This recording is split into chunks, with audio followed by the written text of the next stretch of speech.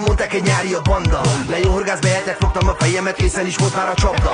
Nem akart sláger, valahogy mégis mindig egy ország fújta. Az hagyján, de mellé volt egy pár csóka, aki a stílus csorta. Mit teltek az évek, közben a díjaktól majdnem leszakadt a polc. Azért kamáztak minket a srácok, mert őszintén tudtuk és sosem volt póz. Volt részünk mindenben, de egy férfi mindenről nem beszél. Megkerülhetetlenné váltunk mi ketten, de tudjuk a szava csak szembeszél.